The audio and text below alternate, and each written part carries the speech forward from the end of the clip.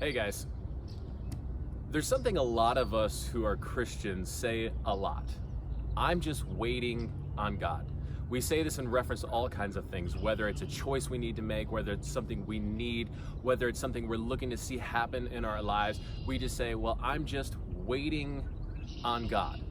And yeah, it's in the Bible that we need to wait on God. There's certain circumstances and situations where we just need to wait on His timing, wait for Him to come and bring us that clarity. Yeah, it's in there. But I think we overuse it sometimes. There's a lot of stories in the Gospels that I believe kind of show us a little something different. See, there was a woman who had been sick for 12 years. And she heard that Jesus was coming, and she heard that He had been healing people. And she said, if I just touch the edge of His garment, I'll be healed. So she snuck in and reached and just touched the edge of His cloak, and she was healed. There's another story where Jesus is walking in the city, and He's near a pool, and He sees a man who had been sick and lying there. He'd been crippled for decades. And then Jesus goes to this man and says, do you want to be healed? And he says, well, yeah, I do. Of course I do. But there's no one here to help me. There's no one here to help me with my circumstances. I'm just waiting for help. And then Jesus says, stand up, pick up your mat, and walk. There's another story where Jesus sees a man who was born blind. And Jesus spits on the ground and makes mud out of His spit and clay and puts it on the man's eyes and says, go and wash. The man goes and he washes this out of his eyes, and he's healed. These are all stories where they weren't just waiting on something. Jesus was there. Jesus was present. And they had to take a step. The woman who had been sick for 12 years had to reach out and touch Him. The man who had been laying by the pool, he was healed after he stood up. The man who had been born blind was healed. His sight was restored after he went and washed. There are times we need to wait on God. But do you know that it also says all of God's promises are yes and amen?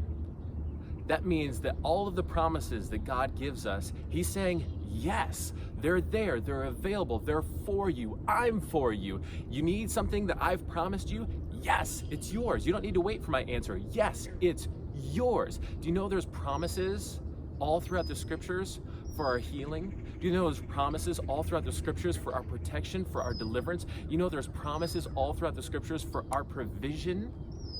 And when we need those things, from God, He doesn't say, wait. He says, my answer is yes and amen. That means yes, and it's yours. That means yes, and it's already done. Let it happen. I say yes. But I think a lot of us stand back and we wait on God. But He's not telling us to just wait for everything. The woman had to stretch. The man had to stand. The man born blind had to wash his eyes, and they all had a choice. They all had a choice. What if the woman just said, well, you know what? The crowd's kind of thick today. It's not worth pushing my way through the crowd. You know what? I don't want to be an inconvenience. What if I just stand back and wait? Maybe Jesus will see me in the crowd, and maybe He'll come to me. What if the man who was sitting by the pool, when Jesus says, stand up, pick up your mat, and walk, and he's like, dude, didn't you hear me? I'm crippled. I've been lying here for decades. If I could stand up, I would have done it by now. What if the guy who'd been born blind was like, dude, you just spit in my eyes. Is this something you just do? You spit in the eyes of blind guys? No, I'm not going to go wash. Get away from me. We all have a choice. His promises are yes and amen. But we have a choice to reach out. We have a choice to stand up. We have a choice to go and wash away those problems, those difficulties, those things that we're having so we can be restored. What do you need to reach out to God for? His promises is yes and amen. Do you need provision? His promises are yes and amen. Do you need healing? His promises are yes and amen. What do you need to stand up? and claim as a promise in your life today? What do you need from God that He says in His Word He promised for you? What do you need to reach out for?